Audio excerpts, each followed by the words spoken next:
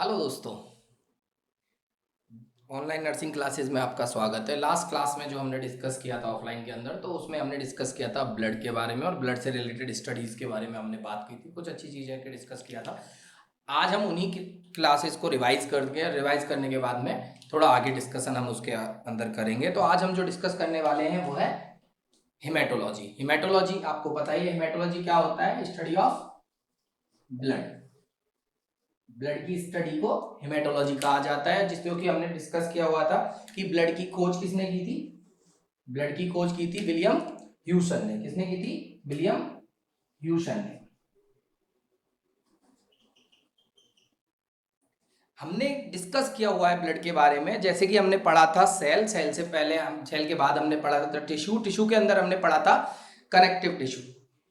Blood is a connective tissue.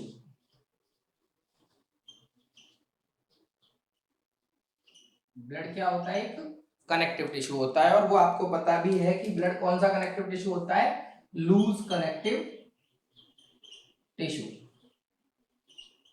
Blood एक loose connective tissue होता है। इसके कैंसर को मैंने आपको बताया था कि ब्लड कैंसर को क्या नाम से जाना जाता है? ल्यूकेमिया, जो कि चिल्ड्रन के अंदर बहुत कॉमन देखने को मिलता है। नेक्स्ट अगर बात करें ब्लड के बारे में, तो ब्लड एक लूज कनेक्टिव टिश्यू है जो कि कनेक्शंस बनाता है हमारी बॉडी के एक टिश्यू से लेके दूसरे टिश्यू के बीच में। और क्या प्रोवाइड करता है टिश्यू को या सेल को? क्या देके आता है? ऑक्सीजन। जी हाँ, आपको पता है कि ब्लड का मेन काम क्या है? ब्लड क्या काम करता है? हमारी गैसेस को ट्रांसपोर्ट करने का काम करता है। हमारी सेल्स को ऑक्सीजन प्रोवाइड करता है। और टिश्यूज के अंदर, सेल्स के अंदर जो हमारी वेस्ट गैस होती है CO2, उसको वहां से बाहर निकाल के लेके आता है। मीन्स अगर बात करें तो ब्लड क्या करता है? कनेक्शन प्रोवाइड करता है। क्या करता है? कनेक्शन प्रोवाइड करता है। अगर बात करें बॉडी के अंदर, तो हमारे टोटल 100% फ्लूइड के अंदर जो ब्लड है वो कितना पाया जाता है? 7 से 8% क्या पाया जाता है? ब्लड पाया जाता है। जी हाँ, 100% के अंदर अगर बात करें तो कुछ ICF होता है, कुछ ECF होता है। और उस ECF के अंदर हमारा क्या पाया जाता है? ब्लड पाया जाता है। बोलो, बात समझ में आई या नहीं? बात करें अगर ब्लड के बारे में, तो ब्लड के कॉन्स्टिट्यूएंट्स के बारे में डिस्कस करते हैं कि ब्लड में कौन कौन सी चीजें पाई जाती हैं। ब्लड के अगर बारे में बात करें तो ब्लड के अंदर दो चीजें पाई जाती हैं। One is the blood cell और वन इज द प्लाज्मा। जी हाँ, ब्लड सेल और प्लाज्मा, दो चीजें पाई जाती हैं। दो चीजों से मिलकर हमारी बॉडी के अंदर ब्लड बनता है, जो बॉडी के अंदर सेल्स और टिश्यूज को क्या प्रोवाइड कराता है? ऑक्सीजन प्रोवाइड कराता है। 45% ब्लड के अंदर ब्लड सेल्स पाई जाती हैं। 45% ब्लड सेल्स पाई जाती हैं और 55% प्लाज्मा पाया जाता है। जी हाँ, अगर मैं ब्लड के अंदर से ब्लड सेल्स को माइनस कर दूं, मतलब ब्लड सेल्स को एक्सट्रैक्ट आउट कर दूं, तो हमें जो देखने को मिलेगा वो देखने को मिलेगा प्लाज्मा। क्या देखने को मिलता है? प्लाज्मा। जी हाँ, प्लाज्मा बहुत इंपॉर्टेंट चीज होती है हमारे ब्लड के अंदर, जो ब्लड की विस्कोसिटी को मेंटेन करते हैं। अगर बात करता हूं मैं प्लाज्मा के अंदर, जो कि हमने लास्ट टाइम में डिस्कस किया हुआ है प्लाज्मा के बारे में, फिर से थोड़ा बहुत डिस्कस कर लेते हैं कि प्लाज्मा के अंदर तीन चीजें पाई जाती हैं। वन इज द वाटर, जो सबसे ज्यादा अमाउंट में पाया जाता है। और इसी की वजह से हमारा जो ब्लड होता है वो क्या देखने को मिलता है? विस्कस देखने को मिलता है। अगर प्लाज्मा के अंदर वाटर का लेवल बढ़ जाता है तो इस कंडीशन को हम कहते हैं हाइपर वॉलेमिया। और प्लाज्मा के अंदर वाटर का लेवल कम हो जाता है तो उसको बोलते हैं हाइपोवॉलेमिया। वाटर के अलावा हमारे पास में और भी बहुत सारी चीजें देखने को मिलती हैं, जैसे कि कुछ सॉलिड सब्सटेंस होते हैं ब्लड के अंदर जो पाए जाते हैं, और कुछ गैसेस पाई जाती हैं।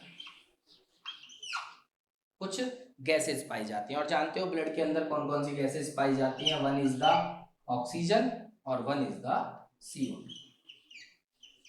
O2 और CO2 ब्लड के गैसेस के अंदर देखने को मिलती है। नेक्स्ट अगर सॉलिड सब्सटेंस के बारे में बात करता हूं तो सॉलिड सब्सटेंस दो प्रकार के देखने को मिलते हैं। वन इज द, एक वो जिनमें कार्बन पाया जाता है और एक वो जिनमें कार्बन नहीं पाया जाता। जिनमें कार्बन पाया जाता है जैसे ऑर्गेनिक और इनऑर्गेनिक सब्सटेंसेस।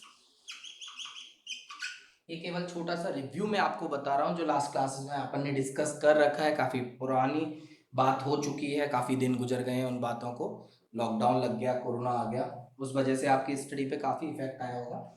ऑर्गेनिक और इनऑर्गेनिक दो तरीके के सब्सटेंस पाए जाते हैं, जिसमें मेन आपने जो डिस्कस किया है या जो चीज़ पढ़ी है वो था प्लाज्मा प्रोटीन। जो आपको याद रखना है, जो काफ़ी बार क्वेश्चन में पूछा जाता है, एग्जाम्स में पूछा जाता है कि जो मेन चीज होती है वो क्या होती है, प्लाज्मा प्रोटीन, जो लगभग 7.2% ब्लड के अंदर पाई जाती है। प्लाज्मा प्रोटीन्स जो होती हैं वो प्लाज्मा प्रोटीन मेनली कितने प्रकार की होती हैं, 3 प्रकार की देखने को मिलती है। प्लाज्मा प्रोटीन 3 प्रकार की देखने को मिलती है। मोस्ट अबेंडेंट प्लाज्मा प्रोटीन जिसके बारे में डिस्कस किया जाता है हमेशा और बहुत बहुत बार आपको बताया भी गया है क्लास में और आपको याद भी होगा, कौन सी होती है, अल्बुमिन। कौन सी होती है, एल्बुमिन। नेक्स्ट सेकंड जो होती है that is a globulin. Second globulin and last one is the fibrinogen. Fibrinogen. तो 3 प्लाज्मा प्रोटीन कॉमनली देखने को मिलती है। एल्बुमिन सबसे ज्यादा देखने को मिलती है, second one is the globulin, और सबसे कम अमाउंट में पाई जाने वाली प्लाज्मा प्रोटीन जो होती है वो फिब्रिनोजन होती है। प्लाज्मा प्रोटीन्स क्या होती हैं, कौन बनाता है प्लाज्मा प्रोटीन्स को, तो प्लाज्मा प्रोटीन्स को बनाते हैं कौन, लिवर। और कहाँ पाया जाता है ये, प्लाज्मा के अंदर पाया जाता है। बहुत सारे लास्ट टाइम हमने क्वेश्चन डिस्कस किए हुए हैं, आपको भी याद है। जैसे what is the function of albumin, albumin हमारी बॉडी में क्या करती है। तो आपको याद है एल्बुमिन के बारे में मैंने आपको बताया हुआ है, पहले जब एंडोक्राइन डिस्कस किया हुआ है तब भी मैंने आपसे बताया हुआ है कि बॉडी में एल्बुमिन का क्या काम होता है। तो एल्बुमिन का जो मेन काम होता है, एल्बुमिन जो है वो मेंटेन करती है oncotic pressure in the blood. जो ब्लड के अंदर ऑन्कोटिक प्रेशर मेंटेन करती है, जिसकी वजह से जो ब्लड के अंदर पाए जाने वाला वाटर है वो वाटर जो है वो वस्कुलर, यानी कि वस्कुलर स्पेसेस का मतलब है ब्लड वेसल्स के अंदर ही रहता है, ब्लड वेसल्स के बाहर नहीं जाता। जैसे एग्जांपल के रूप में समझते हैं, मान लीजिए ये ब्लड वेसल्स हैं और ब्लड वेसल्स के अंदर ये ब्लड बह रहा है, तो ब्लड के अंदर सबसे ज्यादा पानी होने की वजह से वो पानी जो है वो ब्लड वेसल्स को छोड़ के बाहर जाने की कोशिश करता है। उस पानी को ब्लड के अंदर रखने के लिए जो प्रोटीन काम में आती है वो प्रोटीन क्या होती है, एल्बुमिन। और वो प्रोटीन कैसे पानी को रोकती है, bye the help of oncotic pressure. Oncotic pressure maintain करती है, इसकी वजह से ब्लड के अंदर पानी मेंटेन किया जाता है। इसके अलावा एल्बुमिन और भी काम करती है, जैसे कि आपको पता ही है। एल्बुमिन जो है वो अनकंजुगेटेड बिलीरुबिन को स्प्लीन से लिवर तक पहुंचाने का काम भी करती है। मतलब अगर एक सिंपल से बात करें तो ये एल्बुमिन जो है वो ट्रांसपोर्टेशन में हेल्प करती है। किसके ट्रांसपोर्टेशन में, बिलीरुबिन। ट्रांसपोर्टेशन ऑफ बिलीरुबिन में एल्बुमिन हेल्प करता है। इसके अलावा एल्बुमिन हेल्प करता है ट्रांसपोर्टेशन ऑफ थायराइड हार्मोन्स। आपको याद होगा थायराइड हार्मोन्स पे एल्बुमिन यूज हेल्प करता है। जैसे कि आपको पता है फ्री थायराइड हार्मोन FT4, याद है, थायराइड हार्मोन जो अपना T3 और T4 होते हैं, वो T4 फ्री T4 इस वजह से होते हैं क्योंकि वो जो थायराइड हार्मोन एल्बुमिन से बाइंड नहीं होते, तो वो किस किस क्या बन जाते हैं, FT4 बन जाते हैं। तो ये बात हमने लास्ट टाइम भी डिस्कस की हुई थी। इसके अलावा जो हम बात करें ग्लोबुलिन के बारे में, तो आपको याद है, जस्ट रिवाइज करा रहा हूं मैं आपको, लास्ट टाइम हमने पढ़ रखा है। ग्लोबुलिन के बारे में बात करें तो ग्लोबुलिन जो होते हैं वो 5 प्रकार के होते हैं। ग्लोबुलिन क्या है? ग्लोबुलिन प्रोटीन है जो हमारी बॉडी के अंदर इम्यूनिटी मेंटेन करने के लिए काम में आती है। और वे इम्यूनिटी कैसे मेंटेन करती है? ये फॉर्म करती है इम्यूनोग्लोबुलिन। क्या फॉर्म करती है? इम्यूनोग्लोबुलिन। इम्यूनोग्लोबुलिन फॉर्म करने की वजह से हमारी बॉडी में क्या होती है? प्रोटेक्शन होती है, इम्यूनिटी मेंटेन होती है, इम्यूनिटी में हेल्प करती है। कौन कौन सी इम्यूनोग्लोबुलिन्स पाई जाती हैं? इस पे बहुत सारा क्वेश्चन आए हुए हैं, बहुत बार पूछे भी जा चुके हैं, आपको पता भी है। One is the IgG, second one is the IgM, third one is the IgE, IgA, IgD। 5 प्रकार की इम्यूनोग्लोबुलिन्स पाई जाती हैं जो बॉडी में इम्यूनिटी को बढ़ाने का काम करती हैं, बॉडी में इम्यूनिटी का काम करती हैं और आने वाले इन्फेक्शन या फॉरेन मटेरियल को से लड़ने का काम करती हैं। अगर बात की जाए, इनके क्वेश्चंस आपको पता ही है, सब कुछ आपको याद ही है। जी जो है वो यूज किया जाता है गामा के लिए, एम जो है वो यूज किया जाता है म्यू के लिए, ई जो है वो यूज किया जाता है एप्सिलॉन के लिए, ए जो है वो यूज किया जाता है अल्फा के लिए, डी जो है वो यूज किया जाता है डेल्टा के लिए। बहुत छोटे से क्वेश्चन और बहुत इंपॉर्टेंट क्वेश्चंस जो कि देखने को मिलते हैं इसके अंदर, जो कि आपने सुना भी होगा। जैसे कि अगर मैं बात करूं, कई बार पूछा जा चुका है सबसे बड़ी इम्यूनोग्लोबुलिन कौन सी होती है, तो सबसे बड़ी इम्यूनोग्लोबुलिन होती है IgM। क्लियर है? नेक्स्ट, प्राइमरी डिफेंस मैकेनिज्म में कौन सी इम्यूनोग्लोबुलिन काम में आती है? That is IgM। क्वेश्चन आता है सेकेंडरी डिफेंस मैकेनिज्म कौन करती है? That is IgG। कौन सी ऐसी इम्यूनोग्लोबुलिन होती है जो प्लासेंटा बैरियर को क्रॉस कर सकती है? That is IgG। कौन सी ऐसी इम्यूनोग्लोबुलिन होती है जो एलर्जिक कंडीशन के अंदर बॉडी में राइज होती है? IgE, epsilon. नेक्स्ट, वो कौन सी इम्यूनोग्लोबुलिन होती है जो बॉडी के अंदर सीक्रेशंस के अंदर देखने को मिलती है, चाहे वो मिल्क हो, टीयर्स हो? That is IgA। IgD के बारे में बात करें तो डेल्टा का जो काम है वो स्पेसिफाई नहीं है। माना जाता है कि डेल्टा जो है वो लिम्फोसाइट्स के अंदर डिफरेंशिएशन करने के अंदर काम में देखने को मिलती है। तो ये जो डिस्कशन था, जो कि कुछ इंपोर्टेंट क्वेश्चन थे, वो थे related to globulin. And last one is the fibrinogen.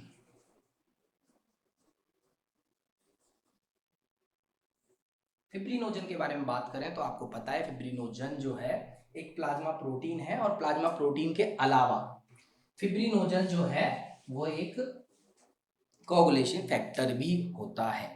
आपको बस एक बात याद रखनी है, लास्ट टाइम हमने डिस्कस किया हुआ है और भी डिस्कस करेंगे जब हम डिस्कस करेंगे ब्लड क्लॉटिंग मैकेनिज्म को, तो वहां पढ़ेंगे हम फिब्रिनोजन को। फिब्रिनोजन प्रोटीन जो होती है सभी प्लाज्मा प्रोटीन में सबसे कम प्रोटीन लेस अमाउंट में पाई जाती है, और ये क्या करती है? हीमोस्टैसिस प्रोवाइड करती है। यानी कि जब भी हमारी बॉडी के अंदर कोई इंजरी देखने को मिलती है जिसकी वजह से ब्लीडिंग देखने को मिलती है, तो यह बॉडी के अंदर क्या कॉज करती है? हीमोस्टैसिस करती है, यानी कि ब्लड क्लॉटिंग में हेल्प करती है। अगर फिब्रिनोजन प्रोटीन नहीं होगी तो ब्लड क्लॉटिंग नहीं होगी, हीमोस्टैसिस नहीं होगा, यानी कि पर्सन के अंदर ब्लीडिंग जो है वो कंटिन्यू देखने को मिलेगी। ब्लीडिंग जो है वो क्या देखने को मिलेगी? कंटिन्यू देखने को मिलेगी। तो फिब्रिनोजन प्रोटीन का बहुत इंपॉर्टेंट रोल है। यह क्या काम करती है? कोगुलेटिव फैक्टर की तरह काम करती है। जब भी कभी हमारी बॉडी के अंदर ब्लीडिंग होती है, उस ब्लीडिंग को रोकने का काम किसका होता है? फिब्रिनोजन का होता है। अगर फिब्रिनोजन प्रोटीन अगर नहीं है बॉडी के अंदर तो पर्सन को ब्लीडिंग कंटिन्यू देखने को मिलती है। अगर ये फिब्रिनोजन प्रोटीन किन कंडीशंस में कम हो सकती है, तो आपको पता है कि लिवर के डिसऑर्डर्स के अंदर फिब्रिनोजन प्रोटीन जो है वो क्या हो जाती है? कम देखने को मिलती है। नेक्स्ट, अगर मैं बात करूं ब्लड के अंदर से ब्लड सेल्स को माइनस कर दिया जाए तो क्या बनता है? Plasma, right. और अगर प्लाज्मा में से फिब्रिनोजन को माइनस कर दिया जाए तो क्या बनता है? That is a serum. क्या बनता है दोस्तों? सीरम। याद रखना, सीरम जो भी आपने सुना होगा क्लिनिकली सीरम से हम बहुत सारी डायग्नोसिस में काम किया जाता है। रेड वैक्यूल्स के अंदर यूज किया जाता है, रेड वाइल में यूज किया जाता है सीरम में सब्सटेंस। तो वो सीरम कौन सा होता है, जब उस प्लाज्मा के अंदर से अपन क्या निकाल दें, फिब्रिनोजन को निकाल दें, तो सीरम देखने को मिलता है। काफी इंपोर्टेंट क्वेश्चन है, याद रखिएगा सीरम। ये जो डिस्कशन किया हमने, ये तो लास्ट हमने रिपीट किए, रिवीजन में किया हुआ है, पहले पढ़ा हुआ था, वही हमने डिस्कस किया है। जो हम डिस्कस करने वाले हैं ये थी प्लाज्मा प्रोटीन्स, यानी कि प्लाज्मा के अंदर कुछ प्रोटीन्स जो काफी इंपोर्टेंट थी। उसके अलावा भी बहुत सारी छोटी मोटी चीजें हैं जो आपको मैंने पहले भी पढ़ाई हुई है। जो कि अब हम डिस्कस करने वाले हैं वो है ब्लड सेल्स। कुछ अच्छी सी चीज आज हम डिस्कस करेंगे। ब्लड सेल्स के बारे में बात करें तो हमें पता है ब्लड के अंदर टोटल 3 प्रकार की सेल्स पाई जाती हैं। ब्लड के अंदर टोटल 3 प्रकार की सेल्स पाई जाती हैं। पहली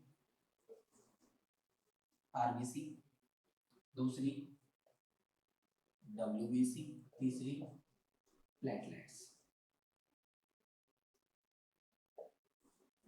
platelet, RBC is also called erythrocyte. RBC को किस नाम से जाना जाता है, एरिथ्रोसाइट के नाम से जाना जाता है। डब्ल्यूबीसी जो होती है that is the leucocyte. Leucocyte. और प्लेटलेट इज द, प्लेटलेट को थ्रोम्बोसाइट के नाम से जाना जाता है। थ्रोम्बोसाइट के नाम से जाना जाता है। तो ब्लड के अंदर टोटल 3 प्रकार की सेल्स पाई जाती हैं, आरबीसी, डब्ल्यूबीसी और प्लेटलेट। क्लियर है। तो आज हम डिस्कस करने वाले हैं किसके बारे में, आरबीसी के बारे में। RBC is also called as the red blood cell. Red blood cells के या रेड ब्लड कार्पसल्स के नाम से इसको जाना जाता है। रेड ब्लड सेल या रेड ब्लड कार्पसल्स के नाम से इसको जाना जाता है। अगर इसके बारे में कुछ छोटी मोटी चीजें आपको याद करनी है तो उनको डिस्कस कर लेते हैं। जैसे कि सबसे ज्यादा इंपॉर्टेंट क्वेश्चन बनता है जो कि है, बहुत आसान सा क्वेश्चन है, रेड ब्लड सेल की क्या शेप देखने को मिलती है। तो रेड ब्लड सेल की कौन सी शेप देखने को मिलती है, बाई कॉनकेव, या फिर इसको कह सकते हैं डिस्क शेप देखने को मिलती है। बाई कॉनकेव और डिस्क शेप, ये काफी इंपोर्टेंट है। बाई कॉनकेव और डिस्क शेप का मतलब क्या हो गया, इसका मतलब हुआ कि यह पेरिफेरली, पेरिफेरली जो है वो तो काफी मोटी देखने को मिलती है, और सेंटर से जो है वो काफी पतली देखने को मिलती है, लाइक जैसे प्लेट होती है वैसे। बाई कॉनकेव, कॉनकेव तो आपको पता ही है, लेंस होते हैं, वन इज द कॉन्वेक्स और वन इज द कॉनकेव। तो दो कॉनकेव लेंस को जब चिपका दिया जाए तो बन जाता है बाई कॉनकेव। डिस्क शेप देखने को मिलती है, माना जाता है 2 mm डायमीटर देखने को मिलता है, पेरिफेरली 1 mm देखने को मिलता है, सेंटर में डंबल शेप आप देख रहे हो, कैसी शेप देखने को मिली है यहाँ पे, डंबल शेप देखने को मिलता है आरबीसी। अगर बात करी जाए आरबीसी के अंदर तो बात है नेक्स्ट है आरबीसी की प्रॉपर्टी। आरबीसी की जो प्रॉपर्टी होती है वो काफी इंपोर्टेंट होती है। आरबीसी की जो प्रॉपर्टी होती है वो होती है स्क्वीजिंग प्रॉपर्टी। कौन सी, स्क्वीजिंग प्रॉपर्टी। मतलब ये क्या हो सकती है, स्क्वीज हो सकती है। क्या हो सकती है, स्क्वीज हो सकती है। अगर इस, ये प्रॉपर्टी काफी इंपॉर्टेंट है, इस पे डिस्कस करेंगे। अगर बात करें इसके लाइफ स्पान के बारे में तो आरबीसी का लाइफ स्पान डिफरेंट डिफरेंट देखने को मिलता है। अगर बात करें एडल्ट के अंदर तो 120 दिन देखने को मिलता है, और बात करें अगर चाइल्ड के अंदर तो 90 दिन की आरबीसी का लाइफ स्पान देखने को मिलता है। ऑप्स के अंदर ये डिस्कस भी करा जाता है कि आरबीसी का लाइफ स्पान कम होने की वजह से ब्लड जो है वो क्या देखने को मिलता है, ब्लड सेल्स का डिस्ट्रक्शन यानी कि हीमोलाइसिस जो होता है वो काफी देखने को मिलता है। अगर बात करें आरबीसी किस पीएच के अंदर रहती है, या ब्लड के पीएच के बारे में बात करें तो ब्लड का पीएच होता है 7.35 से लेके 7.45 देखने को मिलता है। बात करें अगर अमाउंट के बारे में, अमाउंट के बारे में बात करें तो लगभग 4.5 मिलियन से लेके 5.5 मिलियन देखने को मिलता है, अकॉर्डिंग टू जेंडर या एज के अकॉर्डिंग आरबीसी के नंबर्स जो है वो चेंजेस देखने को मिल सकते हैं। तो आपने डिस्कस किया जैसे शेप है, प्रॉपर्टीज है, लाइफ स्पान है, अमाउंट है, पीएच है। अगर बात करें अगर इसकी प्रॉपर्टीज के अंदर, तो कई बार क्वेश्चन पूछा जाता है कि आरबीसी का डिस्ट्रक्शन कहाँ होता है, कौन सा ऑर्गन है जो आरबीसी के डिस्ट्रक्शन के लिए रेस्पॉन्सिबल होता है। तो आरबीसी का डिस्ट्रक्शन होता है स्प्लीन के अंदर। कहाँ देखने को मिलता है? स्प्लीन के अंदर। स्प्लीन को कहा जाता है ग्रेवयार्ड ऑफ आरबीसी के नाम से जाना जाता है। क्लियर है? स्प्लीन के अंदर भी एक स्पेसिफिक टाइप की सेल होती है जिस सेल का नाम होता है reticuloendothelial cell. Reticuloendothelial cell जो होती हैं वो स्प्लीन के अंदर पाई जाती हैं, जो आरबीसी के डिस्ट्रक्शन के लिए रेस्पॉन्सिबल होती हैं, जिसको की वजह से स्प्लीन को ग्रेवयार्ड ऑफ आरबीसी कहा जाता है। इसके दो कारण होते हैं कि आरबीसी आखिरकार डिस्ट्रक्ट क्यों होती है। आरबीसी डिस्ट्रक्ट होती है, एक तो ये लाइफ स्पान मैटर करता है। जैसे जैसे ओल्ड आरबीसी होती है, जैसे जैसे ओल्ड होती जाती है आरबीसी, तो क्या होती जाती है? कमजोर होती जाती है और वो इजीली क्या हो जाती है? डिस्ट्रक्ट हो जाती है। दूसरा, जैसे जैसे ओल्ड होती जाती है आरबीसी, उसकी जो स्क्वीजिंग प्रॉपर्टी है वो क्या हो जाती है? कम हो जाती है। और स्क्वीजिंग प्रॉपर्टी कम होने की वजह से क्या देखने को मिलता है? मान लीजिए ये रेटिकुलो एंडोथेलियल सेल है, ये रेटिकुलो एंडोथेलियल सेल है। इस सेल के अंदर से जब आरबीसी निकलती है तो जो ओल्ड आरबीसी होगी वो स्क्वीज नहीं कर पाएगी, और जब वो स्क्वीज नहीं कर पाएगी तो जैसे जैसे वो नीचे आएगी, तो नीचे आने की वजह से ये जो रेटिकुलो एंडोथेलियल साइज का जो डायमेंशन है वो कम होने की वजह से यही आरबीसी क्या हो जाएगी? टूट जाएगी। बोलो बात समझ में आई या नहीं आपके? तो ये रेटिकुलो एंडोथेलियल सेल जो है वो किस प्रॉपर्टी की वजह से आरबीसी का डिस्ट्रक्शन करती हैं? Squeezing property. ओल्ड आरबीसी देखने को मिलती है। अगर नई आरबीसी है तो क्या देखने को मिलेगा? वो क्या कर जाएंगी? यहाँ से स्क्वीज कर जाएंगी, और स्क्वीज कर जाएंगी तो इजीली यहाँ से निकल जाएंगी। अच्छा, एक और बात क्वेश्चन आ जाता है, हमारी बॉडी के अंदर एक ब्लड बैंक होता है। किस ऑर्गन को हमारी बॉडी का ब्लड बैंक कहा जाता है? तो स्प्लीन। स्प्लीन जो होता है वो आरबीसी का ब्लड बैंक कहा जाता है। अच्छा, इसके अलावा हमारी आरबीसी के अंदर एक रेस्पिरेटरी पिगमेंट पाया जाता है। क्या पाया जाता है? Respiratory pigment. जी हाँ, इस पे भी डिस्कस कर लेते हैं छोटा सा, वो भी काफी इंपॉर्टेंट है। इसके अलावा बहुत अच्छी सी चीज भी डिस्कस करेंगे अपन। आरबीसी के अंदर एक रेस्पिरेटरी पिगमेंट पाया जाता है जिसको कहते हैं हीमोग्लोबिन। कई बार क्वेश्चन आता है हीमोग्लोबिन क्या होता है? हीमोग्लोबिन एक रेस्पिरेटरी पिगमेंट होता है, रेस्पिरेटरी पिगमेंट होता है जो कि पाया जाता है कहाँ पे? एक आरबीसी के अंदर। एक आरबीसी के अंदर एक रेस्पिरेटरी पिगमेंट पाया जाता है। और रेस्पिरेटरी पिगमेंट का मतलब वो पिगमेंट जो हेल्प कर रहा है किसके अंदर? रेस्पिरेशन के अंदर। इसको रेस्पिरेटरी पिगमेंट के नाम से जाना जाता है। और इसका काम क्या होता है हेल्प करने का? हीमोग्लोबिन ही है जो क्या करता है? ब्लड के अंदर ऑक्सीजन को क्या करता है? बाइंड करता है, या आप कह सकते हो ऑक्सीजन के अलावा भी गैसेस को क्या कर सकता है? बाइंड कर सकता है। मतलब इसके पास में क्या पाई जाती है? ऑक्सीजन बाइंडिंग कैपेसिटी पाई जाती है। ऑक्सीजन बाइंडिंग कैपेसिटी पाए जाने की वजह से ये बहुत जल्दी ऑक्सीजन के साथ बाइंड कर लेता है और सर्कुलेट कर देता है कहाँ पे? सेल्स में अंदर। इसीलिए इसको रेस्पिरेटरी पिगमेंट कहा जाता है। अगर मैं बात करूं कि किसी सेल के अंदर, किसी आरबीसी के अंदर हीमोग्लोबिन कम है, बॉडी के अंदर हीमोग्लोबिन कम है, तो आप इजीली समझ सकते हो कि बॉडी के अंदर क्या डेवलप होने लग जाएगा? हाइपॉक्सिया। मतलब सेल्स को प्रॉपर तरीके से ऑक्सीजन नहीं मिलेगी। अगर ब्लड कम है तो ब्लड कम होने की वजह से भी देखने को मिलेगा कि सेल्स को प्रॉपर तरीके से ऑक्सीजन नहीं मिलेगी, क्योंकि ब्लड कम है तो हीमोग्लोबिन कम होगा, ऑक्सीजन बाइंडिंग कैपेसिटी भी कम होगी। क्लियर?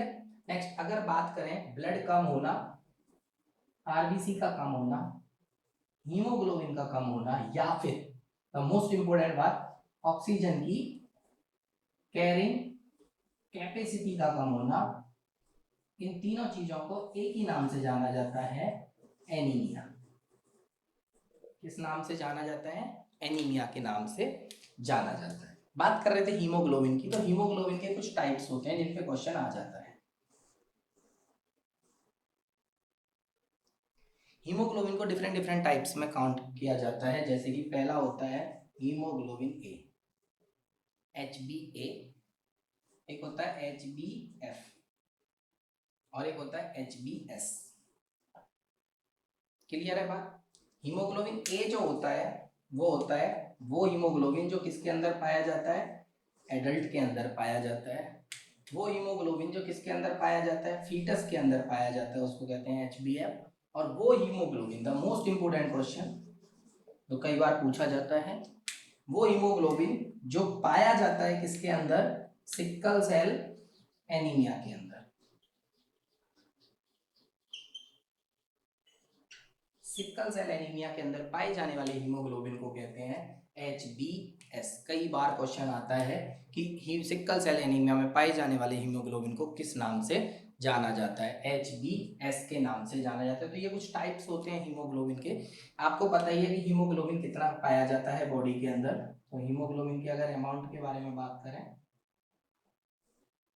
हीमोग्लोबिन का अमाउंट जो देखने को मिलता है 12 से 14, 13 से 15 mg पर DL देखने को मिलता है।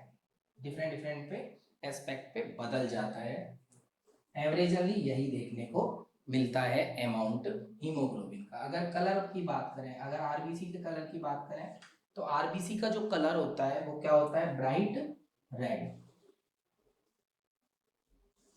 और ये ब्राइट रेड जो कलर देखने को मिलता है, ब्राइट रेड कलर किसकी वजह से देखने को मिलता है, हीमोग्लोबिन की वजह से देखने को मिलता है। तो हीमोग्लोबिन की प्रेजेंस होने की वजह से आरबीसी का कलर जो होता है वो ब्राइट रेड देखने को मिलता है। और बाद में बात करें तो हीमोग्लोबिन की ऑक्सीजन बाइंडिंग कैपेसिटी पे भी डिपेंड करता है कलर का, बट हीमोग्लोबिन की प्रेजेंस होने की वजह से रेड कलर होता है। अगर ऑक्सीजन ज्यादा बाइंड है तो ब्राइट देखने को मिलता है, ऑक्सीजन कम बाइंड है तो डार्क रेड देखने को मिलता है, बट रेड देखने को मिलता है। तो हीमोग्लोबिन की प्रेजेंस क्या डिसाइड करती है, कलर डिसाइड करती है। नेक्स्ट अगर हीमोग्लोबिन के बारे में बात करें, या तो आप समझ सकते हो कि फॉर्मेशन ऑफ हीमोग्लोबिन या फिर डिस्ट्रक्शन ऑफ हीमोग्लोबिन, काफी इंपॉर्टेंट है जो आपको डिस्कस करेंगे एनीमिया के दौरान भी। आपको कई बार क्वेश्चन इन्हीं से बनेगा, छोटा सा है, डिस्कस कर लेते हैं इसके बारे में। बात करें अगर हीमोग्लोबिन के डिस्ट्रक्शन, जिसको कहते हैं फेट ऑफ आरबीसी, या फिर कह सकते हैं हीमोलाइसिस। हीमोलाइसिस, तो बात करें अगर हीमोग्लोबिन के बारे में, तो हीमोग्लोबिन जो होता है जब वो टूटता है, एक ओल्ड आरबीसी जब पहुंचती है स्प्लीन के पास में, तो स्प्लीन के पास में जाने के बाद में आरबीसी का डिस्ट्रक्शन होता है। तो जो हमारी बॉडी में क्या होता है, कंटिन्यूसली रिकवर्ड प्रोसेस चलती रहती है। जो चीज़ टूटी है उससे जितना मटेरियल यूज हो सकता है, रीअब्जॉर्ब हो सकता है, उसको रीअब्जॉर्ब करके फिर से जब नई चीज़ फॉर्म करते हैं तब उसको दोबारा से यूज किया जाता है। हीमोग्लोबिन जो है, हीमोग्लोबिन के बारे में बात करें तो हीमोग्लोबिन के अंदर दो पार्ट्स पाए जाते हैं, वन इज द हीम और वन इज द ग्लोबिन।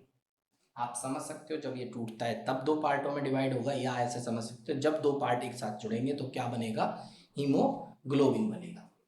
बात करें अगर ग्लोबिन के बारे में, तो ग्लोबिन क्या है, ग्लोबिन एक प्रोटीन है, प्रोटीन है जो हीमोग्लोबिन को बनाने के काम में आती है। कई बार बहुत इंपॉर्टेंट क्वेश्चन इससे डिस्कस किया जाता है, ग्लोबिन जो है वो कितने टाइप की प्रोटीन या कितनी चेन अमाइनो एसिड से मिलके बनी होती है। तो ध्यान रखना, दो टाइप ऑफ अमाइनो एसिड की चेन से मिलके बनी होती है, one is the alpha chain, one is the beta chain. कई बार क्वेश्चन आता है ग्लोबिन प्रोटीन कितनी चेनों से मिलकर बनी होती है, तो दो टाइप की चेन होती है, अल्फा चेन और बीटा चेन। अगर बात करें अल्फा चेन कितनी होती है तो वो भी दो होती है, बीटा चेन कितनी होती है वो भी दो होती है, लेकिन टाइप कितनी होते हैं, दो होते हैं, one is the alpha chain और बीटा चेन।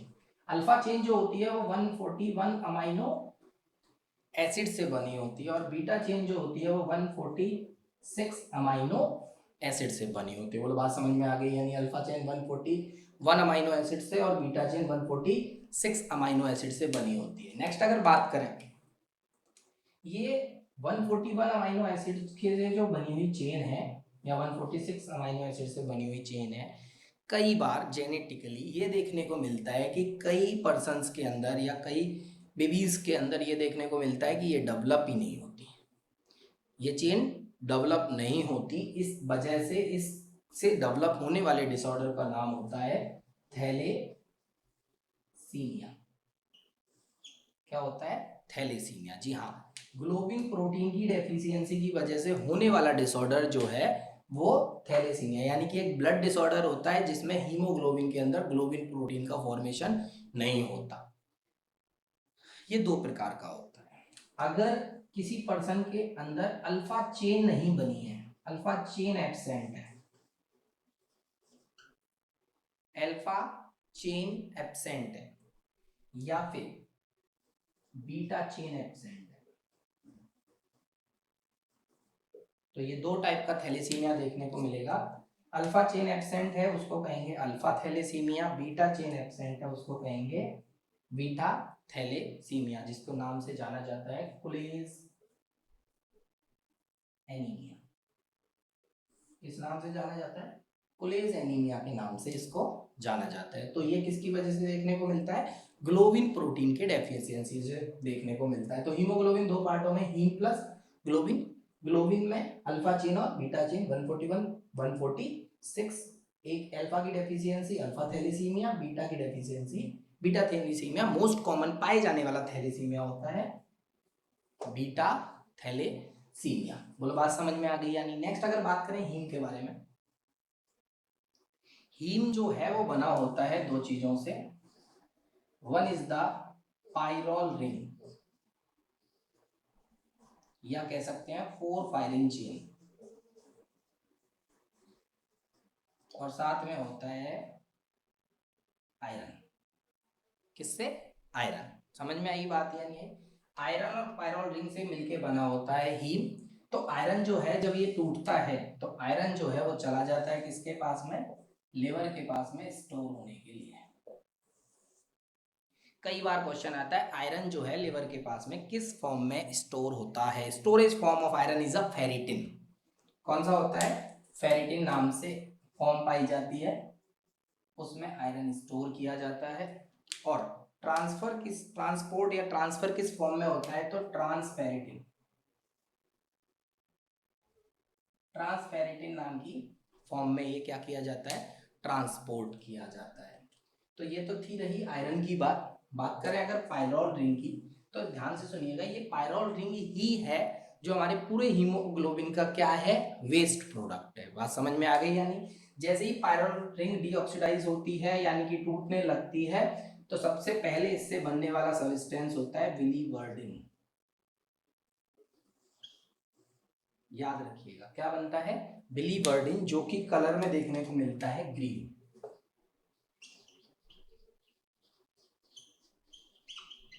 किस कलर का देखने को मिलता है? ग्रीन कलर का देखने को मिलता है। इसके अलावा जब ये ऑक्सीडाइज होने लगता है तो बिलीवर्डिन ऑक्सीडाइज हो जाता है, यानी कि मैक्सिमम यूज करने की कोशिश करती है बॉडी इसको। और जब ये यूज हो जाता है उसके बाद बचने वाला प्रोडक्ट इसी से बनता है जिसका नाम होता है बिलीरुबिन। क्या नाम होता है? बिलीरुबिन। आपने सुना होगा bilirubin is a waste product. हमारी बॉडी के अंदर वेस्ट प्रोडक्ट होता है। कई बार क्वेश्चन आता है बिलीरुबिन का कलर कैसा होता है? Yellow colour. कैसा होता है? येलो कलर देखने को मिलता है। बात करें अगर इस बिलीरुबिन की, तो ये बिलीरुबिन स्प्लीन में बन जाता है। थोड़ी देर पहले ही मैंने आपसे डिस्कस किया हुआ है कि स्प्लीन में बनने वाले बिलीरुबिन को एल्बुमिन की सहायता से कहाँ ले जाया जाता है? एल्बुमिन की सहायता से इस बिलीरुबिन को लेके जाया जाता है लिवर के पास में। ये लिवर जो है बहुत खतरनाक आदमी है ये लिवर जो है इस बिलीरुबिन को दो पार्टों में डिवाइड कर देता है। ऐसे समझ सकते हो, बाद में डिस्कस कर लेते हो। लिवर जो है इस बिलीरुबिन को दो भागों में डिवाइड कर देता है या दो नई फॉर्म बनाता है। पहली फॉर्म का नाम होता है यूरोबिलिनोजन। कौन सी होती है? यूरोबिलिनोजन। सेकंड होती है स्टर्कोबिलिनोजन। यूरोबिलिनोजन और स्टर्कोबिलिनोजन। यूरोबिलिनोजन बिलीरुबिन की वो फॉर्म जो यूरिन में पाई जाती है, जिसकी वजह से यूरिन का कलर येलो देखने को मिलता है, ये है कि यूरोबिलिनोजन। स्टर्कोबिलिनोजन वो फॉर्म होती है जो स्टूल में पाया जाता है, जिसकी वजह से स्टूल का कलर येलो देखने को मिलता है। तो ये जो डिस्कस हमने किया है वो है फेट ऑफ आरबीसी, यानी कि हीमोलाइसिस, के कैसे हमारा हीमोग्लोबिन बनता है या फिर जब टूटता है तो उससे क्या क्या प्रोडक्ट देखने को मिलते हैं। देखिए यहाँ पे क्या क्या चीजें यूज हो गई जब टूटा। प्रोटीन यूज हो गई, यानी कि आने वाले समय में प्रोटीन डेफिशिएंसी एनीमिया नहीं होगा। दूसरा, आयरन यूज हो गया, आने वाले समय में आयरन डेफिशिएंसी एनीमिया नहीं होगा। दो चीज जो है वो तो क्या कर ली गई है, यूज कर ली गई है। इसके अलावा पायरोलिन बिलीवर्डिन जो बना उसको ऑक्सीडाइज करके यूज किया, बनने वाला प्रोडक्ट जो बेस्ड था वो बिलीरुबिन था। Urobilinogen stercobilinogen by the help of liver. बोलो बात समझ में आ गई। यानी ये था फेट ऑफ आरबीसी यानी कि हीमोलाइसिस। अगर बात करें what is the function of haemoglobin या what is the function of RBC, RBC का क्या फंक्शन होता है या हीमोग्लोबिन का क्या फंक्शन होता है तो आप जानते ही हो। अगर मैं बात करूं आरबीसी का फंक्शन के बारे में, तो आरबीसी का एक फंक्शन होता है जो कि काफी इंपोर्टेंट होता है, transport of gases. Transport of gases bye the help of haemoglobin. बात समझ में आ गई। हीमोग्लोबिन की सहायता से ट्रांसपोर्ट ऑफ गैसेस करता है, ऑक्सीजन को सेल में ट्रांसफर करता है और CO2 को सेल से ट्रांसफर करता है। बोलो बात समझ में आ गई। यानी दूसरा, एज अ बफर सिस्टम काम करता है बॉडी के अंदर। जब भी हमारी बॉडी के अंदर एसिड बेस बैलेंस इम्बैलेंस हो जाता है तो उसको बैलेंस करने के लिए आरबीसी काम में आती है। मतलब तीसरा इंपोर्टेंट है ब्लड ग्रुप डिटेक्शन। कई बार क्वेश्चन आता है कि ब्लड ग्रुप डिटेक्ट कहाँ से किया जाता है, आरबीसी के सरफेस पे पाया जाता है ब्लड ग्रुप का एंटीजन। फिर से, आरबीसी की सरफेस पे पाया जाता है ब्लड ग्रुप का एंटीजन, आरबीसी से डिटेक्ट किया जाता है ब्लड ग्रुप। तो आरबीसी जो है वो तीन काम मेनली करती है, transport of gases, buffer system की तरह काम करती है, बफर एक्ट करती है और साथ में ब्लड ग्रुप का डिटेक्शन भी करती है। तो ये हम बाद में भी डिस्कस करेंगे ब्लड ग्रुप का डिटेक्शन। नेक्स्ट, हीमोग्लोबिन के बारे में बात करें तो जब ये हीमोग्लोबिन जो है वो गैसेस को ट्रांसपोर्ट करता है तो अलग अलग नाम से जाना जाता है। जैसे जब हीमोग्लोबिन के साथ में बाइंड होती है ऑक्सीजन तो इसको कहते हैं ऑक्सी हीमोग्लोबिन। क्या कहते हैं, ऑक्सी हीमोग्लोबिन। जब हीमोग्लोबिन बाइंड होती है कार्बन डाइऑक्साइड के साथ में तब इसका नाम होता है, क्या नाम होता है, कार्ब हीमोग्लोबिन। और जब हीमोग्लोबिन कार्बन मोनोऑक्साइड के साथ में ट्रांसपोर्ट की जाती है तब इसका नाम होता है कार्बोक्सी हीमोग्लोबिन। तो ये तीन प्रकार के हीमोग्लोबिन के ट्रांसपोर्टेशन में यूज किए जाने वाले सब्सटेंस याद रखिएगा। अच्छा, याद रखना ऑक्सीजन की कंपैरिजन में कार्बन डाइऑक्साइड हीमोग्लोबिन 20 टाइम्स ज्यादा कर सकता है और ऑक्सीजन की कंपैरिजन में कार्बन मोनोऑक्साइड को 200 टाइम ज्यादा ट्रांसपोर्ट कर सकता है हीमोग्लोबिन। मतलब सिंपल सी बात है, ऑक्सीजन की बाइंडिंग कैपेसिटी यानी कि हीमोग्लोबिन की बाइंडिंग कैपेसिटी ऑक्सीजन के कंपैरिजन में CO2 से ज़्यादा होती है और कार्बन मोनोऑक्साइड से बहुत ज़्यादा होती है। कुल बात समझ में आ गई या नहीं। तो ये बात जो हमने डिस्कस की वो था हीमोग्लोबिन। जो हम डिस्कस करने वाले हैं काफ़ी इंपॉर्टेंट बात है, वो है एरिथ्रोपोइसिस। छोटा सा है, बहुत शॉर्ट ट्रिक्स में हम पढ़ने की कोशिश करेंगे कि एरिथ्रोपोइसिस क्या होता है। सिंपल सी बात है, एरिथ्रोपोइसिस का मतलब होता है फॉर्मेशन ऑफ आरबीसी। एक आरबीसी का फॉर्म कैसे होता है या जिस प्रोसेस के द्वारा आरबीसी को फॉर्म किया जाता है उस प्रोसेस को क्या कहते हैं, एरिथ्रोपोइसिस। दूसरी बात, एरिथ्रोपोइसिस आखिरकार एरिथ्रोपोइसिस आखिरकार कहाँ पे परफॉर्म किया जाता है। या कहाँ पे होता है? तो एरिथ्रोपोइसिस जो होता है वो होता है बोन मैरो।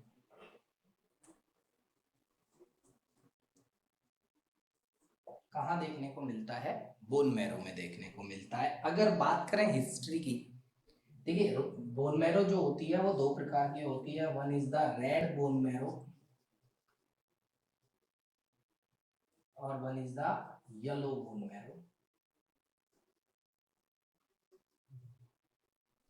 तो रेड बोन मैरो में आरबीसी का फॉर्मेशन देखने को मिलता है।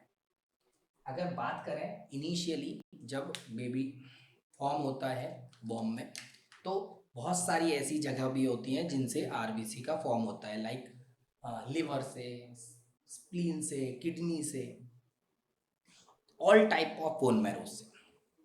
सभी बोन मैरो आरबीसी के फॉर्म करने लगती हैं। बेबी डिलीवर होने के बाद में धीरे धीरे करके और साइट्स बंद होने लगती हैं, बोन मैरो आरबीसी का फॉर्म होने लगती हैं। कुछ टाइम बाद आरबीसी का फॉर्म जो होता है वो आरबीसी का फॉर्म जो बोन मैरो होती हैं वो बोन मैरो सिर्फ फ्लैट बोन मैरो आरबीसी का फॉर्म करती हैं। जैसे कि कौन कौन सी? स्केलेटल में जैसे अपन बात करें, स्कैपुला, वर्टिब्रा, रिब्स, रिब्स, ये सब आरबीसी का फॉर्म करती हैं। इसके अलावा सेक्ट्रम, ये सब आरबीसी का फॉर्म करते हैं। नेक्स्ट अगर बात करें कौन सा हार्मोन जो है वो रेस्पॉन्सिबल होता है एरिथ्रोपोइसिस के अंदर, तो हार्मोन जो एरिथ्रोपोइसिस के लिए रेस्पॉन्सिबल होता है वो होता है एरिथ्रोपोइटिन। एरिथ्रोपोइटिन, एरिथ्रोपोइटिन नाम का हार्मोन जो होता है वो आरबीसी को फॉर्म करने के लिए, एरिथ्रोपोइसिस करने के लिए रेस्पॉन्सिबल होता है। और ये एरिथ्रोपोइटिन कहाँ से सीक्रेट होता है? एरिथ्रोपोइटिन किडनी से सीक्रेट होता है, किडनी से सीक्रेट होता है। क्लियर है? नेक्स्ट, किडनी से सीक्रेट होने के बाद में एरिथ्रोपोइटिन जो है वो कहाँ जाता है? बोन मैरो के पास में जाता है। कहाँ जाता है? बोन मैरो के पास में। और बोन मैरो क्या फॉर्म करती है? आरबीसी का फॉर्म करती है। क्लियर? तो एरिथ्रोपोइटिन जो किडनी से सीक्रेट होने वाला हार्मोन जो है वो कहाँ जाएगा? बोन मैरो यानी कि रेड बोन मैरो के पास में जाएगा। और रेड बोन मैरो के पास में जाने के बाद में ये क्या फॉर्म करेंगे? आरबीसी का फॉर्म करेंगे। अब बात आती है कि कौन सी ऐसी कंडीशन होती है जिसकी वजह से आरबीसी फॉर्म की जाती है या फिर किडनी जो है वो एरिथ्रोपोइटिन का सीक्रेशन करती है। तो सिर्फ एक ही कंडीशन ऐसी होती है जिसकी वजह से जो किडनी है वो एरिथ्रोपोइटिन का सीक्रेशन करती है, और वो है जब भी बॉडी के अंदर क्या देखने को मिलता है? हाइपोक्सिया। जब भी बॉडी के अंदर हाइपोक्सिया देखने को मिलता है, हाइपोक्सिया की कंडीशन में किडनी जो है वो एरिथ्रोपोइटिन का सीक्रेशन करती है। यानी कि जब ब्लड में ऑक्सीजन नहीं होती तो किडनी के पास में वो ब्लड जिसमें ऑक्सीजन नहीं होती वो जाता है, किडनी को लगता है कि शायद आरबीसी की शॉर्टेज होने की वजह से ऑक्सीजन प्रॉपर ट्रांसपोर्ट नहीं हो रही है, तो वो क्या करती है? एरिथ्रोपोइटिन नाम के हार्मोन को सीक्रेट करती है जो जाता है रेड बोन मैरो के पास में। और रेड बोन मैरो जो है वो सीक्रेशन करती है किसका? फॉर्मेशन करती है किसका? आरबीसी का। समझ में आई बात? यानी तो तीन चीजें आपको याद रखनी है। तो साइट साइट में भी रेड बोन मैरो और हार्मोन में एरिथ्रोपोइटिन जो कि किडनी से सीक्रेट होता है। और किस कंडीशन की वजह से होता है? हाइपोक्सिया की वजह से देखने को मिलता है। नेक्स्ट बात करते हैं आखिरकार एरिथ्रोपोइसिस होता कैसे है, बनता कैसे है। तो अगर बात करें तो जैसे मान लीजिए ये रेड बोन मैरो है, ये रेड बोन मैरो का घर है। बात करते हैं सबसे पहले जो सेल बनती है, सेल का नाम होता है स्टेम सेल। कौन सी सेल बनती है? Stem cell. यॉर्क सैक बनता है, जाइगोट बनता है, फर्टिलाइजेशन होता है, उसके बाद में जो सबसे पहली सेल बनती है वो बनती है स्टेम सेल, जो कि हमारे बॉडी के अंदर ब्लड के फॉर्मेशन यानी कि हीमोपोइसिस कराने के लिए रेस्पॉन्सिबल होती है। वो स्टेम सेल जो है उसका नाम होता है pluripotent stem cell. Pluripotent stem cell. Pluripotent stem cell जो है वो क्या करती है? वो दो तरीके की सेल का फॉर्मेशन करती है। एक होती है lymphoid stem cell, lymphoid stem cell और एक होती है माइलॉइड स्टेम सेल। दो तरीके की स्टेम सेल का फॉर्मेशन करती है, एक होती है लिम्फोइड स्टेम सेल, एक होती है माइलॉइड स्टेम सेल। अगर बात करें, घर थोड़ा बड़ा कर देते हैं। माइलॉइड स्टेम सेल जो होती है वो माइलॉइड स्टेम सेल दो प्रकार की सेल्स का फॉर्मेशन करती है। पहली सेल का नाम होता है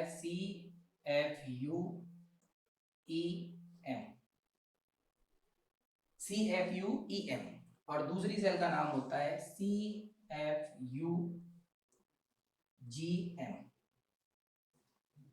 CFU का मतलब होता है colony forming unit, colony forming unit एरिथ्रॉइड mega karyocyte. Colony forming unit एरिथ्रॉइड mega karyocyte और दूसरी होती है CFU का मतलब तो आप समझ गए होंगे, कॉलोनी फॉर्मिंग यूनिट। GM मतलब ग्रेनुलोसाइट मोनोसाइट, ग्रेनुलोसाइट मोनोसाइट। यानी कि अगर मैं बात करता हूं तो ये जो है ये आगे जाके कंटिन्यू होगी किसमें, WBC में। सिर्फ और सिर्फ इससे नहीं बनेगा तो एक चीज नहीं बनेगी, वो है लिम्फोसाइट, जो कि लिम्फोसाइट के लिए बनने वाली स्टेम सेल अलग से इसको बनाएगी। यानी कि अगर मैं बात करता हूं कि WBC में पाए जाने वाले आपके इयोसिनोफिल्स, न्यूट्रोफिल्स, बेसोफिल्स, मोनोसाइट, ये चारों सेल इस वाली स्टेम सेल से फॉर्म होगी। मतलब जो भी कॉलोनी बनाएगी ये आगे जाके चार प्रकार की WBC सेल बनाएगी। ये वाली लिम्फोइड जो स्टेम सेल है वो बनाएगी सिर्फ एक प्रकार की सेल, जो है लिम्फोसाइट। ये जो कॉलोनी फॉर्मिंग यूनिट बनी है EM का मतलब है एरिथ्रॉइड मेगा कैरियोसाइट, ये आगे जाके डिवाइड हो जाती है। एक का नाम होता है CFUE, एक का नाम होता है CFUM। मतलब सिंपल सी बात है कि एक बन गई CFUE मतलब कॉलोनी फॉर्मिंग यूनिट एरिथ्रॉइड, एक बन गई colony forming unit mega karyocyte. देखिए मेगा कैरियोसाइट ये वाली जो स्टेम सेल है ये फर्दर आगे जो कंटिन्यू होगी, megakaryocyte is the precursor cell of platelet. यानी कि ये आगे जाके क्या बनाने वाले हैं, प्लेटलेट्स का फॉर्मेशन करने वाले हैं। WBC बन चुकी है पूरी, यहां से प्लेटलेट बन चुकी है मेगा कैरियोसाइट से, और एरिथ्रॉइड CFUE ये जो सेल बनी है आपकी, ये बनाएगी क्या, एरिथ्रोसाइट, यानी कि RBC। एरिथ्रोपोइसिस के अंदर सबसे ज्यादा इंपोर्टेंट जो सेल थी वो कौन सी बनी है, CFUE, कॉलोनी फॉर्मिंग यूनिट एरिथ्रॉइड, जिसके बारे में हम डिस्कस करने वाले हैं। तो CFUE का फॉर्मेशन हुआ है, ये CFUE जो है वो फॉर्म करेगी हमारी सबसे पहली सेल जिसका नाम होता है प्रो एरिथ्रोब्लास्ट। प्रो एरिथ्रोब्लास्ट जिसके बारे में आपने सुना होगा। काफी अच्छी बात है कि पहले जो हमारी सेल हुआ करती थी जो RBC का फॉर्मेशन करती है उसका साइज काफी ज्यादा बड़ा होता था, यानी कि 20 माइक्रोन की सेल पाई जाती थी, काफी बड़ी साइज के अंदर काफी बड़ी सेल पाई जाती है। नेक्स्ट इसके बाद में प्रो एरिथ्रोब्लास्ट जो है वो कन्वर्ट होती है एरिथ्रोब्लास्ट के अंदर। एरिथ्रोब्लास्ट के अंदर, एरिथ्रोब्लास्ट थोड़ा सा इसमें क्या देखने को मिलेगा, आपको एक चीज जरूर ध्यान देनी है कि साइज जो है वो धीरे धीरे करके क्या होने लगेगा, डिक्रीज होने लगेगा, साइज जो है वो कम होने लगेगा। यानी कि एरिथ्रोब्लास्ट से प्रो एरिथ्रोब्लास्ट से एरिथ्रोब्लास्ट का साइज क्या हो चुका होगा, कम हो चुका होगा। ब्लास्ट जो वर्ड यूज किया जाता है, ब्लास्ट वो सेल होती हैं जो बहुत फास्टली रेप्लिकेट होती हैं, बहुत जल्दी बहुत तेज तेज रेप्लिकेट होती हैं, उन सेल्स को ब्लास्ट के नाम से यूज किया जाता है। एरिथ्रोब्लास्ट के बाद में ये जो सेल बनती हैं इसका नाम होता है नॉर्मोसाइट। नॉर्मोसाइट का मतलब होता है ये अपने एक रेगुलर फ्लो के अंदर ही डिफरेंशिएट देखने को मिलेगी, यानी कि बहुत फास्ट रैपिड डिफरेंशिएट नहीं होगी, ये है नॉर्मोसाइट। नॉर्मोसाइट जो होती है वो तीन प्रकार की होती है। पहली होती है अर्ली नॉर्मोसाइट, दूसरी होती है इंटरमीडिएट नॉर्मोसाइट, तीसरी होती है लेट नॉर्मोसाइट। नॉर्मोसाइट तीन प्रकार की होती है, अर्ली नॉर्मोसाइट, इंटरमीडिएट और लेट नॉर्मोसाइट फॉर्म करती है। यानी कि अगर मैं आपसे बोल रहा हूं साइज जो है वो क्या होता जा रहा है, कम होता जा रहा है, और उस लेट नॉर्मोसाइट के बाद में जो सेल बनती है वो सेल प्रीकर्सर ऑफ आरबीसी के नाम से जानी जाती है, that is a reticulocyte.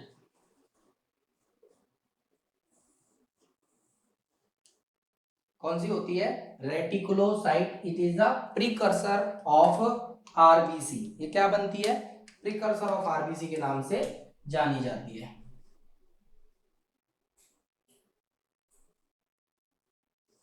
Precursor of RBC के नाम से जानी जाती है। द मोस्ट इंपोर्टेंट बात जो मैं आपको बताने वाला हूं, इनको और भी कई नामों से जाना जा सकता है, जैसे कि अर्ली नॉर्मोसाइट को नाम कहा जाता है वैसोफिलिक,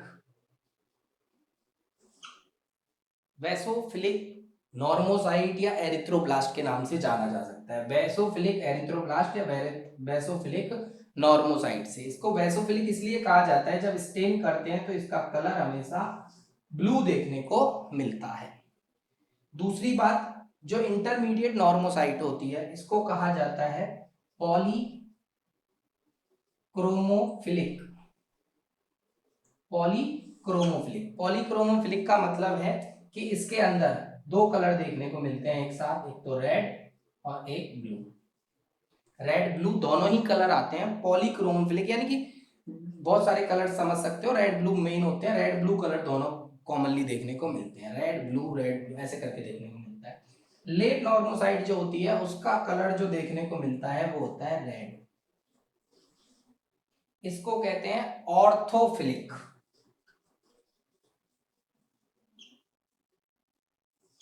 ऑर्थोफिलिक यानी कि बेसोफिलिक, पॉलीक्रोमोफिलिक, ऑर्थोफिलिक, यानी कि ब्लू कलर, रेड ब्लू दोनों, और उसके बाद में रेड कलर देखने को मिलता है, और उसके बाद में रेटिकुलोसाइट बन जाती है। यानी कि 20 माइक्रोन की सेल जो है वो अब बन जाती है लगभग 8 माइक्रोन की। साइज क्या हो चुका है, कम हो चुका है, पहला वेरिएशन। दूसरा वेरिएशन समझना है, प्रोएरिथ्रोब्लास्ट के अंदर पाया जाता है न्यूक्लियस। क्या पाया जाता है, न्यूक्लियस। वो जो न्यूक्लियस प्रोएरिथ्रोब्लास्ट यानी कि CFUE से बना है, उसके अंदर प्रोएरिथ्रोब्लास्ट, उसके अंदर न्यूक्लियस पाया जाता है। लेकिन जब आप रेटिकुलोसाइट के पास में पहुंचोगे तो वहां न्यूक्लियस नहीं होगा। तो आपको समझ में आएगा कि न्यूक्लियस जो है वो क्या हो चुका है, खत्म हो चुका है। धीरे धीरे करके साइज के साथ साथ में न्यूक्लियर की भी क्या डेफिशिएंसी देखने को मिल रही है। यानी कि अगर हम बात करें कि आरबीसी की जो इमेच्योर सेल होती है उसके पास न्यूक्लियस होता है और मैच्योर सेल के पास में न्यूक्लियस नहीं होता। दूसरी इंपॉर्टेंट बात क्या है कि इस सेल के पास में हीमोग्लोबिन नाम की चीज नहीं है। हीमोग्लोबिन क्या है, एब्सेंट है। लेकिन रेटिकुलोसाइट के पास में हीमोग्लोबिन प्रेजेंट है। तो क्या देख रहे हो कि धीरे धीरे करके क्या है, ऊपर तो था ही नहीं, एब्सेंट था, धीरे धीरे करके क्या होता जा रहा है, हीमोग्लोबिन क्या होता जा रहा है, बनता जा रहा है। तो तीन वेरिएशन एरिथ्रोपोइसिस में हमेशा देखने को मिलेंगे। पहला, साइज जो है वो क्या होगा, कम हो जाएगा। दूसरा, न्यूक्लियस जो है वो खत्म होता जाएगा। यानी कि अगर मैं बात करूं प्रोकैरियोट्स और यूकैरियोट्स, तो ये पहले यूकैरियोट है लेकिन धीरे धीरे करके प्रोकैरियोट में कन्वर्ट हो जाती है। साइज खत्म हो गया, न्यूक्लियस खत्म हो गया, और धीरे धीरे करके क्या जनरेट हो गया, उसमें क्या जनरेट हो गया, हीमोग्लोबिन। तो तीन वेरिएशन जो आपको याद रखने हैं। अच्छा, अभी और रेटिकुलोसाइट जो है वो 7.88 माइक्रोन की है, मतलब अभी तक आरबीसी नहीं बनी है, बट आरबीसी से जस्ट पहले की जो सेल है वो बन चुकी है। ये रेटिकुलोसाइट जो है वो मैच्योर होगी, यानी कि अभी तक अभी तक ये रेटिकुलोसाइट कैसी है, इमैच्योर, मतलब इसके अंदर पाए जाने वाला हीमोग्लोबिन कैसा है, इमैच्योर। ये हीमोग्लोबिन या ये सेल रेटिकुलोसाइट जो है वो मैच्योर होगी, और मैच्योर होने के बाद में जो सेल का फॉर्मेशन होगा 7.2 माइक्रोन की, वो सेल होगी एरिथ्रोसाइट। एरिथ्रोसाइट, तो मैच्योरेशन के बाद में कौन सी सेल बन गई, एरिथ्रोसाइट बन गई। और मैच्योरेशन में क्या क्या काम में आते हैं, तो याद रखना, विटामिन B9, फॉलिक एसिड और विटामिन B12, इनकी वजह से रेटिकुलोसाइट जो है वो एरिथ्रोसाइट में कन्वर्ट होती है। मतलब अगर मैं कहूं किसी को फॉलिक एसिड डेफिशिएंसी एनीमिया हो रहा है, तो आप समझ गए क्यों हो रहा होगा, फॉलिक एसिड डेफिशिएंट होगा, रेटिकुलोसाइट एरिथ्रोसाइट में कन्वर्ट नहीं होगी, यानी कि मैच्योर नहीं होगी। मैच्योर नहीं होगी तो ऑक्सीजन कैरिंग कैपेसिटी कम हो जाएगी। और same pernicious anaemia, vitamin B12 की कमी से होने वाला एनीमिया, यानी कि आरबीसी मैच्योर नहीं होगी, मैच्योर नहीं होगी, ऑक्सीजन कैरिंग कैपेसिटी कम देखने को मिलेगी। यानी कि सिंपल सी बात है, हीमोग्लोबिन इमेच्योर है, ऑक्सीजन कैरिंग कैपेसिटी कम है। हीमोग्लोबिन मैच्योर है, ऑक्सीजन कैरिंग कैपेसिटी ज्यादा है। समझ में आ गई बात, यानी तो ये क्या फॉर्मेशन हो गया, एरिथ्रोसाइट 7.2 माइक्रोन का। समझ में आया, जिस प्रोसेस को अपन ने पढ़ा, इस प्रोसेस का नाम था एरिथ्रोपोइसिस। रिवीजन मांगता है इसका, एक बार फिर से रिवाइज करा देता हूं, थोड़ा फास्ट कराऊंगा तो ध्यान रखना। Bone marrow, red bone marrow का घर है, उसमें सबसे पहली सेल है जिसका नाम है स्टेम सेल, जिसको कहते हैं प्लोरीपोटेंट स्टेम सेल। उससे दो सेल बनी lymphoid stem cell, myeloid stem cell. Myeloid stem cell से CFU-EM, CFU-GM। CFU-GM का मतलब है कोलोनोफॉर्मिंग यूनिट ग्रेनुलोसाइट मोनोसाइट, CFU-EM का मतलब है कोलोनोफॉर्मिंग यूनिट एरिथ्रॉइड मेगा कैरियोसाइट। जब ये डिवाइड होती है, CFU-E जिसको हम ढूंढ रहे थे वो मिल चुकी है हमें, थैंक गॉड, और एक है CFU-M। CFU-M का मतलब है मेगा कैरियोसाइट, जो कि प्रीकर्सर बन चुकी है किसका, प्लेटलेट का। ये प्लेटलेट फॉर्म करेगी, ये WBC, ये WBC और ये एरिथ्रोसाइट। ये मैडम मिल गई हमें मेरी CFU-E। CFU-E जो है वो सेल बनाएगी जिसका नाम है प्रो एरिथ्रोब्लास्ट, जिसका साइज है 20 माइक्रोन, जिसके पास न्यूक्लियस तो है लेकिन हीमोग्लोबिन नहीं है। ये जब आगे जाके डिफरेंशिएट होगी, एरिथ्रोब्लास्ट बनेगी और एरिथ्रोब्लास्ट से बनेगी नॉर्मोसाइट। एरिथ्रोब्लास्ट या नॉर्मोसाइट तीन प्रकार की कह सकते हो आप। ब्लास्ट वो सेल होती है जो बहुत रैपिडली ग्रोथ करती हैं, रेप्लिकेट होती है। नॉर्मोसाइट यानी कि नॉर्मल सेल की तरह ग्रोथ करती है। Early, intermediate, late. अर्ली जो है वो वेसोफिलिक होती है, इंटरमीडिएट पॉलीक्रोमोफिलिक होती है, लेट जो होती है वो ऑर्थोफिलिक होती है। ऑर्थोफिलिक की कलर का रेड होता है, पॉलीक्रोमोफिलिक का मतलब रेड और ब्लू, और बेसोफिलिक का मतलब ये जब स्टेन करते हैं अल्लोफिलिक तो ये ब्लू कलर की देखने को मिलती है। ये तीन प्रकार से करती है erythroblast, converted into early normocyte, intermediate और लेट। लेट के बाद में ये जो सेल बनाती है रेटिकुलोसाइट, इस पे बहुत अच्छा क्वेश्चन बनता है। That is a precursor of RBC, 8 micron की होती है। यहाँ पे हीमोग्लोबिन नहीं था लेकिन इसमें हीमोग्लोबिन पाया जाता है, पर ये हीमोग्लोबिन इमेच्योर होता है, ये सेल भी इमेच्योर होती है। जब इस सेल को मैच्योर करता है विटामिन B9 और B12, तो इसका साइज छोटा हो जाता है 7.2 माइक्रोन का। जो सेल बनती है उसका नाम होता है एरिथ्रोसाइट। 8 माइक्रोन की रेटिकुलोसाइट, मतलब साइज थोड़ा बड़ा देखने को मिलता है। समझ में आई बात या नहीं आई? तो ये क्वेश्चन कई बार आ जाता है, ध्यान रखना जब एनीमिया पढ़ते हैं तो एरिथ्रोपोइसिस की प्रोसेस को पढ़ते हैं। कमेंट करके बताइएगा कि एरिथ्रोपोइसिस की प्रोसेस आपको कैसी लगी। नेक्स्ट क्लास में मिलते हैं, इससे आगे फर्दर डिस्कशन करते हैं। चलिए, thank you all of you. Lockdown चल रहा है, मेहनत करिए, नॉट सेट क्रैक करना है। Thank you.